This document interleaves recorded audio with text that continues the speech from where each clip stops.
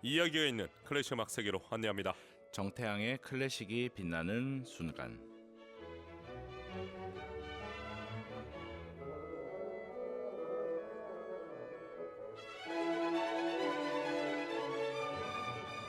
들을수록 좋아지는 클래식 음악, 재미있게 듣고 더 친해질 수 있습니다. 오늘도 클래식 음악 세계로 우리를 안내해줄 피아니스트 정태양 선생님, 안녕하십니까? 네, 여러분 안녕하세요. 피아니스트 정태양입니다. 한 주 동안 어떻게 지냈습니까? 저는 콘서트를 좀 많이 보고 지냈거든요. 출연이 아니라 이제 관람으로. 콘서트 최근에 드레스덴 슈타츠 카펠레와 정명훈 선생님, 임윤찬 피아니스트 연주도 들었고 네. 또 이제 오페라 갈라도 들었는데요. 공연장에서 우리 청취자분들 많이 만날 수 있어서 반가웠습니다. 그랬군요. 네. 어땠습니까? 오케스트라 공연은? 오케스트라 공연 되게 재밌었어요. 그리고 예술의 전당, 롯데 콘서트홀 두 군데서 봤는데요. 예. 각각 이 공연장의 특성과 또 굉장히 재밌는 시간이었어요. 개인적으로 아쿠스틱은 어느 극장이 좋습니까? 둘 다 좋아요.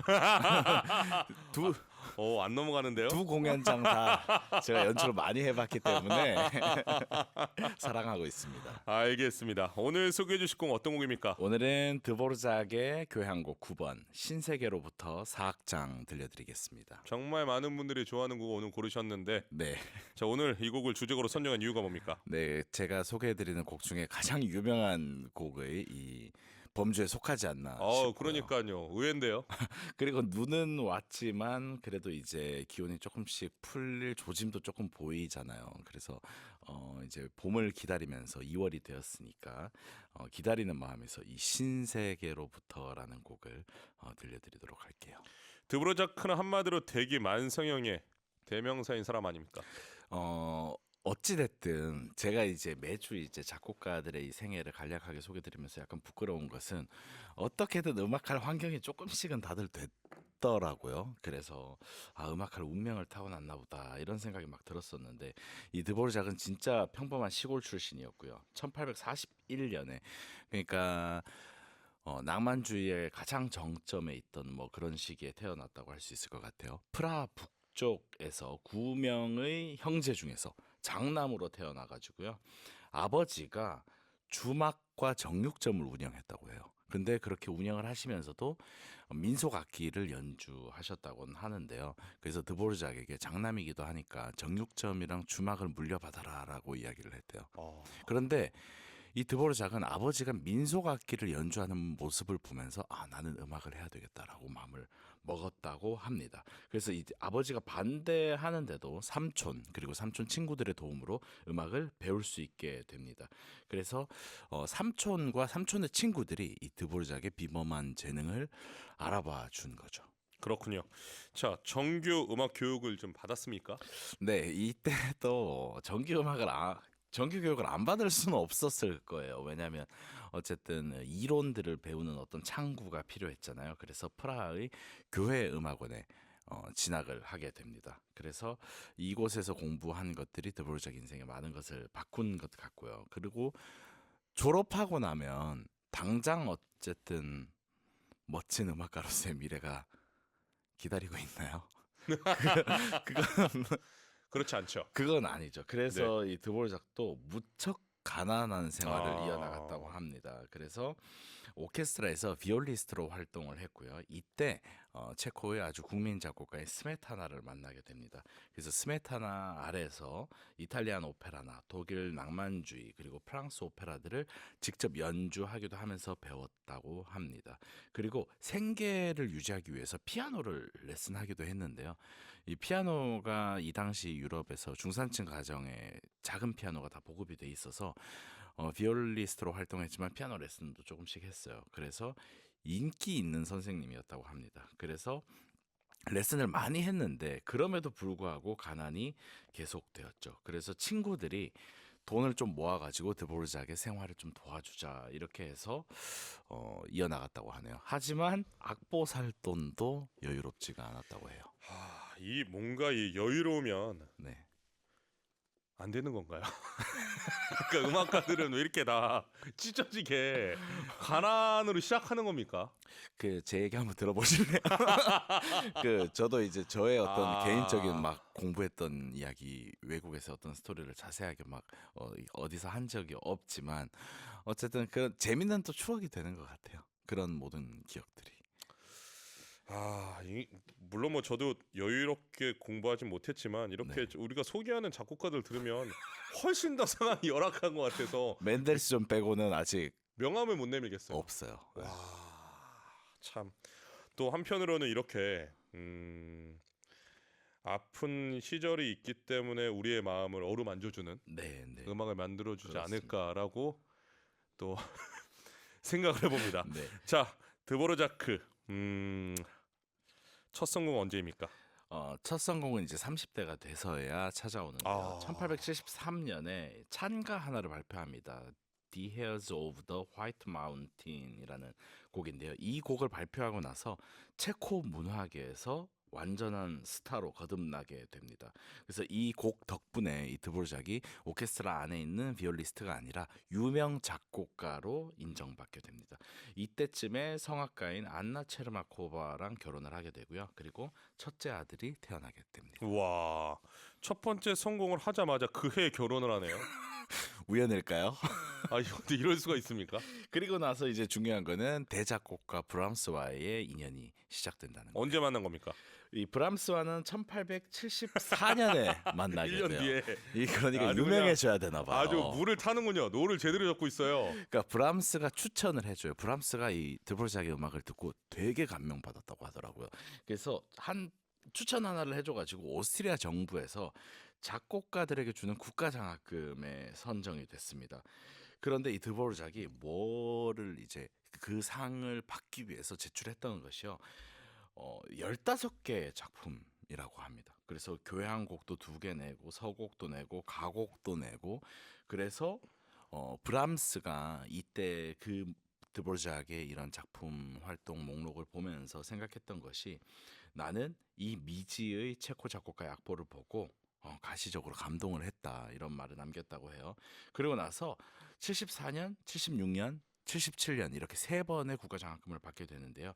이 금액이 프라하 국립음악원의 교수들 연봉 1년치에 해당하는 큰 금액이었다고 합니다.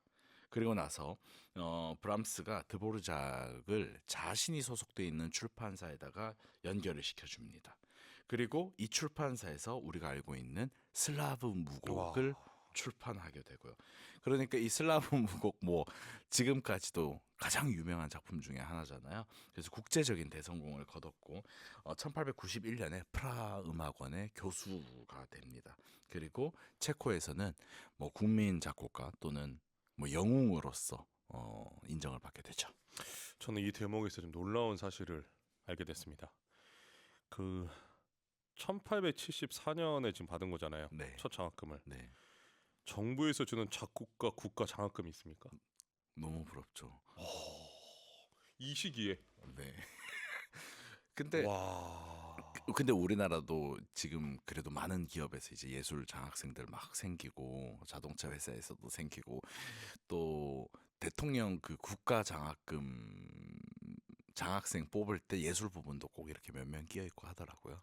그런데 이렇게 콕 집어서 작곡가 국가 장학금. 그렇죠.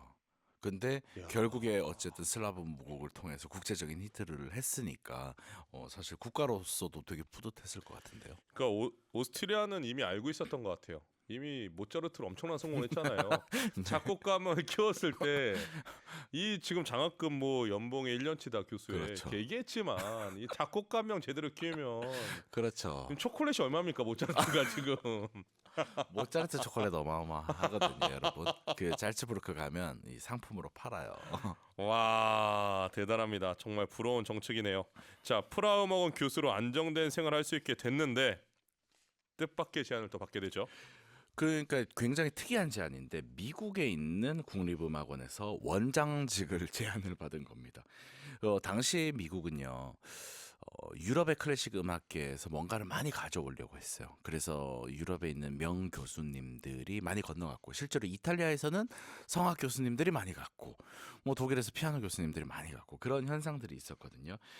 그런데 드보르작이 이런 제안을 받고 나서 조금 망설이게 됩니다. 그리고 드디어 1892년 9월에 대서양을 건너서 미국에 도착을 하게 됩니다. 이때 드보르작의 나이가 51살이었다고 해요. 이미 유럽에서는 유명 작곡가였는데 미국에서는 드보르작 입장에서는 너무나 낯선 나라인 거잖아요. 그래서 드보르작이 미국에 와서 하려고 했던 것은요. 새로운 나라, 그리고 새로운 음악, 그리고 새로운 어떤 삶에 대한 질문들 때문이었습니다. 그래서 드보르작이 미국 국립음악원 원장에 취임을 하고 나서 이, 이 드보르작이 미국에 오는 것을 추진했던 후원자가 한 명 있었습니다. 제넷 서버라는 사람인데 이 사람이 미국이 더 이상 유럽 음악을 모방하는 것이 아니라 미국의 독자적인 그런 음악이 생겨야 된다. 그래서 체코의 민족주의 음악을 부흥시킨 그런 드보르작이라는 인물을 영입해서 그런 음악 세계를 좀 재편하고자 했습니다. 아 그렇군요. 이제 우리나라에서 미국 교수로 가는 분들이 많잖아요. 많이 가셨죠. 예, 우리 수요초대도 아티스트 이경성 교수님도 네네. 인디애나로 가셨고 네. 또 피아니스트 한지호 선생님 선생도 인디애나 다 갔고, 인디애나네요. 그리고 피아니스트 최희연 선생님 피바디 음대 예. 가셨고 손민수 선생님 잉글랜드 뉴음악. 갔고 예. 백혜 선생님 과장이시고 이야, 그러니까 이제 미국은 참 이제는 뭐 전 세계에 그렇죠. 잘하는 분들이 그때부터 그렇죠. 수입을 하더니 지금부터 아시아에서 끊임없이 수입에 열중을 그래서 하고 아시아 있군요. 교수님들 되게 많고 실제로 제 후배 하나도 미국에서 클라리넷 교수님 하고 있고 되게 많습니다. 우리가 아는 유명 음악원뿐만 아니라 주립대학교까지 내려가면 한국인 선생님들 되게 많으세요. 이게 재밌는 게 이 음악 분야, 예술 분야뿐만 아니라 다른 분야에서도 우리나라 교수님들이 많다는 거 알고 계세요? 경영학과, 경제학과도 많습니다. 아 그래요? 예. 저는 음악이나 과학 이런 것만 있으실 줄 알았어요. 그러실 것 같아서 네, 제가 말씀드리는 거예요. 그만큼 미국은 열려 있습니다. 아, 이런 부분 참 부러운 부분이에요. 교수님 갈까요? 눈빛이 반짝아졌습니다. 우리 태양선님 눈빛이. 아, 예, 우리 연주 가죠, 연주. 그렇죠.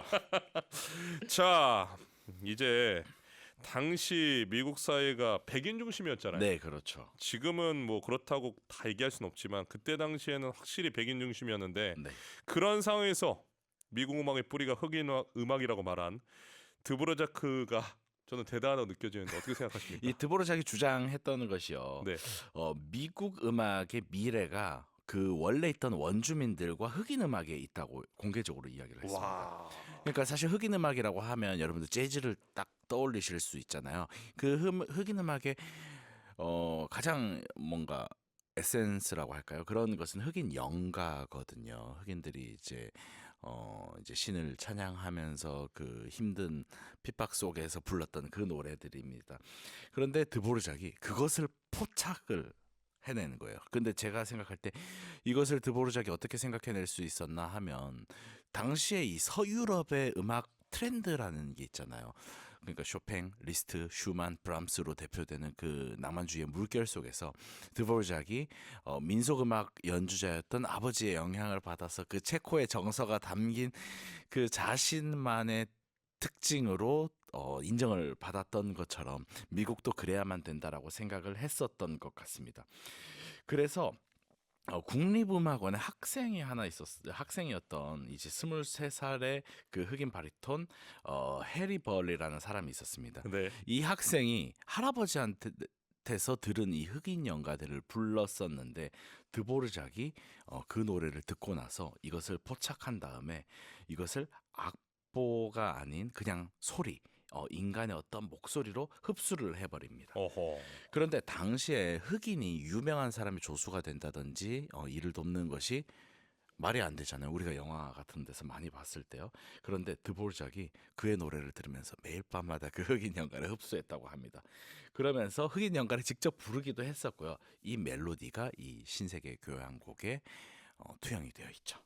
저는 이 대목에서도 참 대단하고 신기하다고 느껴지는 게 어떻게 보면 체코에 잘 있었잖아요. 네네. 드보르자크가. 네. 근데 정말 낯선 환경인 지금 이 1800년대 얘기 아닙니까? 네, 그렇죠. 그때 미국으로 제안을 한 미국도 놀랐지만 네, 그거를 받아들여서 드보르자크가 네, 충분히 기득권에서만 활동할 수 있었잖아요. 그렇죠. 체코에서는 이미 뭐 제왕적인 존재였으니까요. 예. 그래서 결론적으로 지금 이 흑인 음악에 대한 부분을 끌어올려서 이 신세계로부터를 어떻게 보면 제작한 거 아닙니까? 그렇죠. 만약에 미국으로 부르지 않았다면 우리 신세- 클래식 음악사에 신세계로부터가 없다고 상상해 보세요. 그렇죠. 신세계 와. 특히 우리 한국 분들이 한국 관객들이 정말 사랑하는 교향곡 이 곡이 없는 게 신세계입니다. 그렇죠. 와, 정말 참 놀라운 사건입니다. 자, 드보르자크 오늘의 주제곡 신세계로부터를 작곡한 거는 그럼 언제부터였습니까? 미국에 도착한 지 얼마 안 돼서 이 작업을 시작했는데요. 아, 그래요? 당시에 미국이 유럽의 모든 음악적인 전통을 수입을 했습니다. 그런데 아까 말씀드린 것처럼 어떻게 나의 정체성이라고 주장할 만한 것이 좀 없었거든요. 그런데 드보르작이 이것이 기회다라고 생각을 하고 1893년부터 그 1월에서 5월까지 이 작품을 끝내버립니다. 그리고 나서 신세계로부터라는 부제를 붙이게 됩니다. 근데 단순한 여행 기념 작품이 아니잖아요. 우리가 리스트가 뭐 저기 포르투갈 여행하고 나서 뭐 스페인 여행하고 나서 썼던 작품도 소개해드리고 했었지만 그 나라에서 이제 살게 되면서 그 신대륙에서 받은 어떤 인상 그리고 영감 그리고 환영들 이것들을 다시 유럽 세계에 돌려주는 그런 작품을 완성했다고 할 수 있습니다. 그래서 1893년에 카네기 홀에서 초연을 했는데 뭐 어마어마한 대성공을 거뒀다고 합니다. 참 이것도 사실 부러운 대목입니다. 초연의 카네기를 살 수 있는 겁니까? 정말 검증되고 우리 연주자 입장에서는 그렇죠, 그렇죠. 검증돼야 그렇죠. 메이저 극장에 이거는 뭐 전 세계 어떻게 보면 공통의 일인데 그렇죠. 그 미국이 그 당시에 컨텐츠가 좀 부족했을 거예요. 야, 이거 확실히 사람은 타이밍이 중요합니다. 자, 이 교향곡에 흑인 연가가 직접 반영되었나요? 그러니까 흑인 연가의 선율을 완전히 모방해가지고 집어넣었다면 어쩌면 조금 뻔하다는 생각을 했을 수도 있는데요. 네. 드보르작이 이렇게 얘기했습니다. 나는 선율을 빌리지 않았고 그 정신만을 담았다라고 이야기했습니다. 그래서 그 흑인 연가의 특징들이 있어요. 그래서 뭐 싱코페이션이 강하고 그리고 굉장히 노래하는 선율이고 또 읊조리는 느낌이 있고 그런데 그런 것을 담아서 기존의 드보르작이 선보였던 교향곡과는 굉장히 다른 느낌을 만들어냈죠. 자, 교향곡 9번에서 가장 중요한 악장 태양 선생님 뭐라고 생각하십니까? 저 최근에 이 드보르작의 교향곡들 6번, 7번, 8번 그리고 9번도 이렇게 좀 들어보면서요. 근데 극장에서 들은 겁니까? 음반으로 들은 겁니까? 음반도 듣고 아하. 극장에서 듣고 막 여러 가지 경험을 했어요. 네. 뭐 특히 뭐 7번 사막장 이런 것들 너무 좋았고 그런데 9번 교향곡이 우리 정경 교수님 말씀하신 것처럼 타이밍도 중요하고 제가 생각할 땐 네이밍도 중요한 것 같아요. 신세계로부터라는 이름이 붙은 것 자체가 이거 히트작일 수밖에 없는 그런 느낌을 담고 있잖아요. 그런데 1악장부터 쭉 들으시다 보면 4악장으로 뭔가 달려가는 어떤 속도감이 저는 느껴진다고 생각하거든요. 그래서 오늘 4악장이 가장 재미있고 또 중요하다고 생각해서 여러분들께 들려드리는데요. 마지막 악장이라고 해서 그냥 이 음악을 종결하는 것이 아니라 마지막 악장이 돼서 마치 이제서야 새로운 대륙에 도착한 느낌을 저는 준다고 생각합니다. 이제서야. 네, 그 여러분 그 음. 바다에서 그 상어 나오는 그 영화 조스. 그 장면 아시죠? 아, 잊을 수가 없죠. 따란 따란 이 멜로디 나오는 그 악장이거든요. 그런데 알레그로 콘 푸오코라고 적혀 있어요. 그러니까 빠르고 그리고 콘 푸오코라고 하면 뭐 불과 함께 불꽃처럼 이렇게 번역할 수 있을 텐데 금관이 굉장히 강렬하고 그리고 현악기들이 막 끝도 없이 밀어붙이는 느낌이 있는데 저는 드보르작이 정말 이 항해에서 깃발을 꽂은 느낌이 든다라는 생각이 들었습니다. 그래서 사악장 오늘 들려드릴 텐데 여러분 들으시면 박진감 넘치고 또 드보르작이 새로운 곳에 와서 뭔가를 선언하고 선포하는 느낌을 받으실 수 있을 것 같아요. 드보르자크가 미국에서 이제 작곡을 시작해서 어떻게 보면 그 새로운 대륙에 대한 네. 느낌이 충분히 반영되어 있는 곡이지만 네. 저는 이 곡을 감상할 때마다 느끼는 것은 민족 네. 드보르자크의 고향 체코도 들린다고 생각하거든요. 네. 어떻게 생각하십니까? 그게 작곡가들이 작곡할 때 모든 이 경우마다 다르겠지만요. 드보르작이 나 그럼 미국이랑 체코를 한번 섞어봐야지라고 생각했을까요? 저는 그렇지는 않다고 생각하거든요. 어허. 미국적 요소를 이제 새로 학습하고 내 몸으로 느껴가지고 담아내려고 했지만 이 사람이 계속 해왔던 음악, 이 사람의 어떤 정체성이 자연스럽게 묻어났다고 생각이 듭니다. 그래서 이 곡을 들으시는 많은 분들이 고향을 향한 그리움이 폭발된다. 또는 제가 말씀드린 것처럼 신대륙에 대한 기대감이 폭발한다. 이 두 가지로 약간 해석이 분분한 느낌이 있습니다. 그렇지만 드보르작이 체코인이었고 그리고 동시에 미국을 경험한 흔치 않은 유럽인이었고 그리고 완전히 또 미국인이 되지는 않고 그렇다고 해서 체코로 돌아가지는 못하고 그러니까 뭡니까 이거? 그 중간 지대에서 느끼는 사람만이 표현할 수 있는 것을 담았다고 생각을 합니다. 그래서 태영 선생님 죄송합니다. 말 끊어서 저는 이 경영학적으로 이렇게 성공하려면 네, 말씀하신 것처럼 해석이 분분해야 돼요. 그렇죠. 그 두 개의 이 의견이 첨예하게 대립할 수 있는 구조를 만들어야 되는데 정말 저는 대단하다고 생각합니다. 이 부분. 여러분 그래서 그 유명한 작품, 유명한 연주자, 작곡가들은 항상 의견이 분분해요. 그러니까 결국은 의견이 분분해야 돼요. 이게. 근데 말씀하신 것처럼 이게 만약에 의견이 분분하지 않은 경우도 많잖아요. 그러니까 애매하면 분분하지 않잖아요. 그렇죠. 애매하면 그냥 이야기거리가 잘 안 되는 것 같은데요. 그렇죠. 네, 근데 지금 설명해 주신 딱 느낌을 제가 받았을 때 정말 많은 사람들이 고향을 그리워서 이 곡을 들어야지라고 하지만 네. 아니야. 미국에 와서 신대륙이니까 여기서 선포하는 거야. 네. 그러면 이게 완전히 다르잖아요. 그래서 예. 그것이 그게 그래서 왜 유명한 작품이 있느냐고 생각해 보면 결국에 그런 해석의 여지는 그렇기 때문에 관객 모두의 것이 되는 것 같아요. 그러니까 체코에 대한 기억, 미국에 대한 기억이 아니라 앉아 있는 관객들 자신의 향수가 되는 것 같은 느낌을 저는 받거든요. 그러니까 체코랑 미국은 이게 행제입니까? 근데 두 나라 다 이거 되게 많이 연주합니다. 어. 실제로 미국의 오케스트라도 진짜 많이 연주하고요. 체코 연주자들은 뭐 해외 투어 할 때 말할 것도 없고요. 자기 거라 이거예요. 지금 서로. 와, 좋습니다. 자, 그럼 감상을 좀 해볼까요? 네. 예, 오늘 어느 오케스트라와 지휘자를 가져오셨습니까? 체코 오케스트라가 아니라요.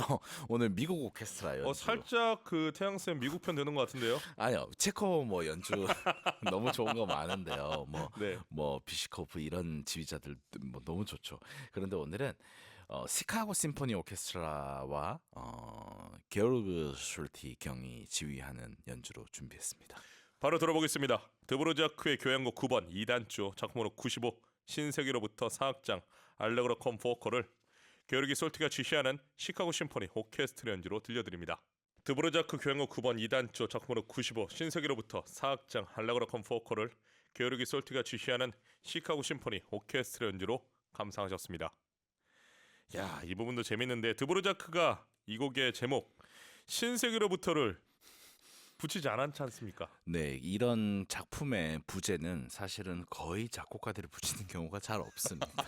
요즘 저는 조금 지양하는 것은 네. 그 쇼팽의 피아노 연습곡들 보면 많은 분들이 제목을 되게 많이 붙이더라고요. 그 우리가 알고 있는 뭐 혁명 연습곡 이런 것도 있는데 다른 작품들을 작곡가가 안 붙였는데 굉장히 많이 붙이더라고요. 저는 지향하고 있으나 이 드보르작 같은 경우도 조금 비슷합니다. 본인은 교향곡 9번 2단조라고 이제 당시 팜플렛에 표기를 했는데요.